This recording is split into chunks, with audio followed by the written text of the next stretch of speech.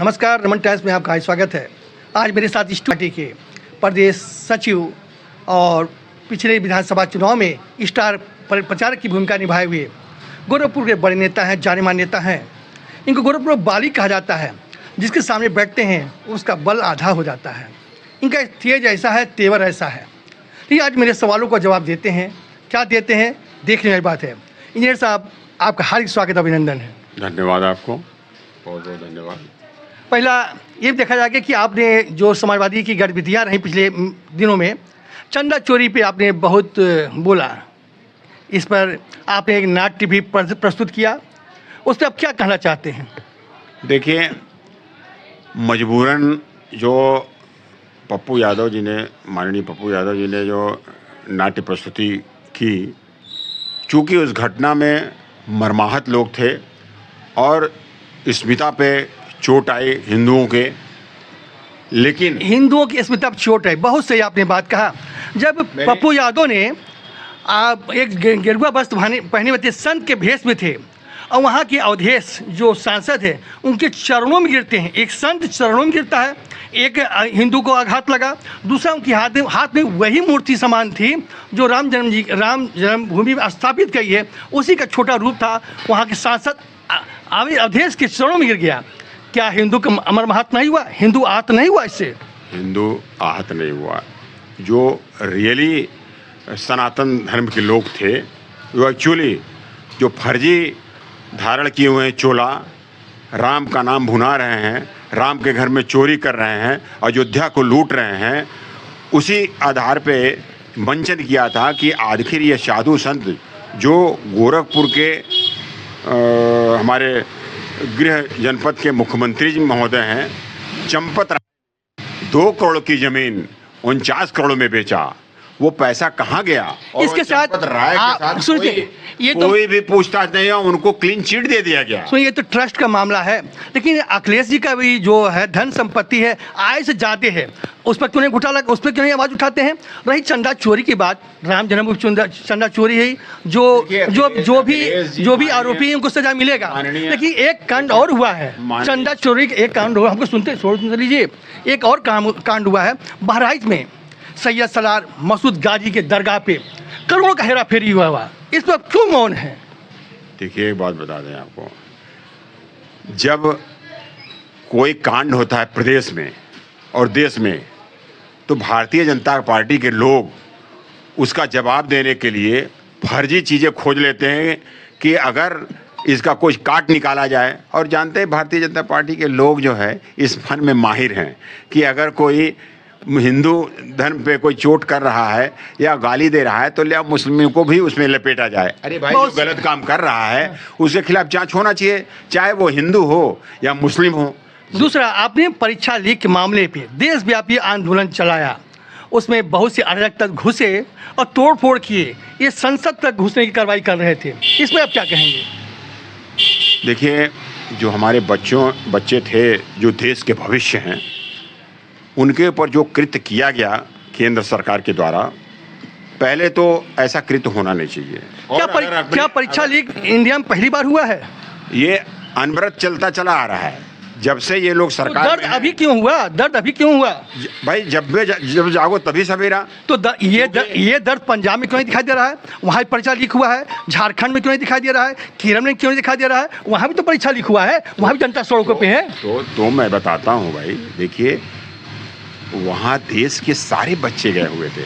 आप गलतफहमी में हैं। ये तो देश का कोई ऐसा जगह नहीं था। वो भी बच्चे हैं, वो भी बच्चे थे जो 2500 जो नामजद हैं, किसी में आरोपी हैं, असामाजिक तत्व हैं, वो सभी बच्चे थे। ये सब कोई ऐसा है ही नहीं, तो फर्जी दिखाया जा रहा है। तो ये झारखंड और केरल में सब फर्जी लोग हैं।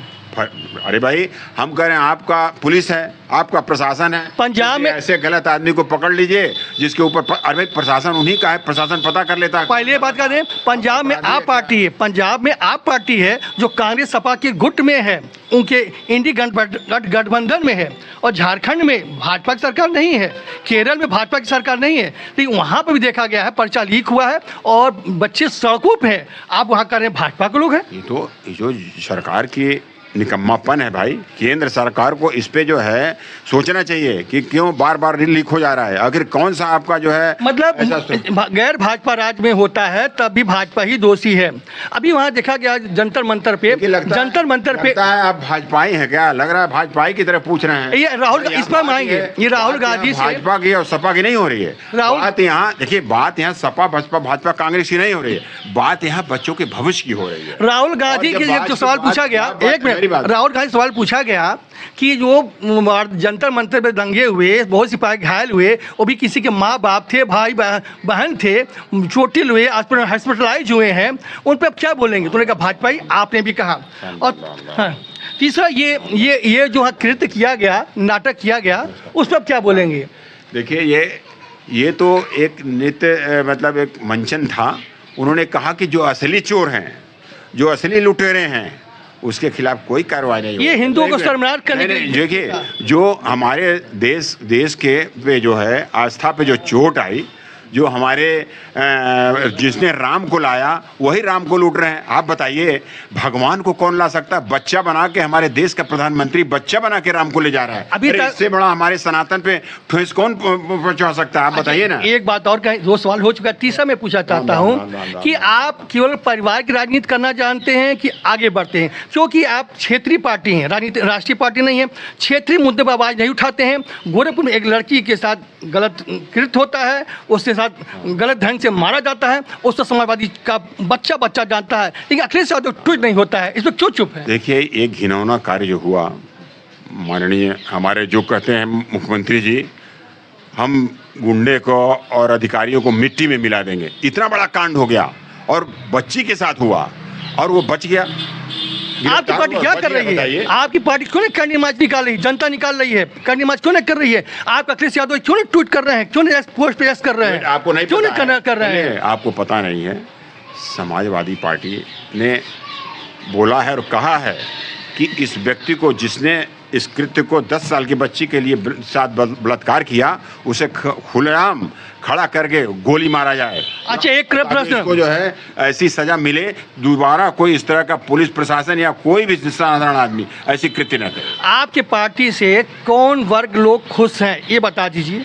हमारी पार्टी सारे वर्ग लोग खुश हैं, क्योंकि मुस्लिम समुदाय खुश है। सनातन का जो ठेका ले रखा था मंदिर का, वो हो चुका। मंदिर को लूट रहे हैं भाई, और भेद खुल गया कहीं। मुस्लिम पता नहीं कितना अरबों खरबों लूटे होंगे। देखिए, समाजवादी पार्टी केवल अखिलेश का परिवार नहीं है, उसमें यादव भी हैं, लेकिन जीतने बाद केवल 5 ही लोग जीतने वाले कैंडिडेट थे। जो चुनावी जो सीट जिताऊ सीट थी, वहाँ पर अपने परिवार को उतारते हैं, बाकी लोगों को हारिंग उतार देते हैं। वही साथ मुस्लिमों का साथ होता है, वोट देते हैं मुस्लिम को क्यों नहीं मुख्यमंत्री बनाते हैं, कोशिश करते हैं? अरे भाई, सरकार आएगी तो मुख्यमंत्री क्या मुख्यमंत्री सरकार बनेगी तो बनाया जाएगा। वो तो सरकार कई बार आई और गई, कभी मुस्लिमों को दर्जा दिया गया। आजम खां पे कुछ बोल रहे हैं? तमाम मुस्लिम हमारे कैबिनेट मंत्री में रहते हैं, ऐसा थोड़ी। तमाम जितने हमारे अल्पसंख्यक के मंत्री हैं, मुस्लिम तो कहते हैं कि जो मुलायम सिंह के साथ मुस्लिम थे तो वो योगी को उकसाते हैं कि योगी उनको किनारे कर दें, साइडलाइन कर दें। इस पर क्या सही है, क्या गलत है? ऐसा कुछ नहीं है। देखिए, ये सब मनगढ़ंत कहानियां हैं, लेकिन सबसे बड़ी बात जो मुद्दे पर आई है, मुद्दा ये है कि जो राम सनातन धर्म को बदनाम किया, जिसने सनातन धर्म को लूटा और राम के नाम पर लूटा, उसे सजा नहीं दी जा रही है। उत्तर इंडिया में 5 राज्यों में भीषण बाढ़ आई हुई है, ठीक? वहाँ पे तो आपका भोजन नहीं पहुँच रहा है, ऑनलाइन भोजन नहीं पहुँच रहा है, लेकिन वो भोजन जंतर में पहुँच रहा है, ऐसा क्यों? अरे भाई, सवाल ये है कि जंतर मंतर पे बच्चे हैं, कहीं फंडिंग तो नहीं हो रहा था? फंडिंग अब जो आप कह लीजिए, फंडिंग जानते हैं कौन करा रहा था? ये अमित शाह जी। जैसे वो पुलवामा में कांड हुआ था, उसी तरह अमित शाह कराए होंगे, फंडिंग कराए होंगे कि चलो बच्चों को इधर मरवाओ, उधर सहानुभूति बटोरो। धन्यवाद। ये थे इंजीनियर सुनील श्रीवास्तव जी, जो अपनी बातों को बेबाकी से रखते हैं। इनके साथ मैं बहुत बड़े बड़े प्रश्न पूछा, इन्होंने बहुत सही ढंग से समाजवादी का बचाव करने की कोशिश किया। बचाने में कितने सफल हुए, ये आप अपने कमेंट में बताएंगे। धन्यवाद। मैं रमन टाइम्स से रमस्थाना।